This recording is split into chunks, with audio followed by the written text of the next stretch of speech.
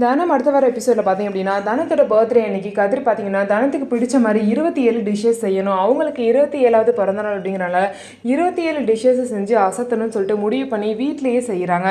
தனம் பார்த்தீங்கன்னா ஆட்டோ ஓட்டிட்டு வேலைக்கு போனதுக்கப்புறம் வீட்டில் உள்ள எல்லாரையும் ஹெல்ப்புக்கு வச்சுட்டு 27 டிஷ்ஷையும் செஞ்சு முடிச்சிட்டாங்க. அப்போ தனம் கரெக்டாக வீட்டுக்கு வரும்போது வாங்க தனம் சாப்பிடலாம்னு சொல்கிறாங்க.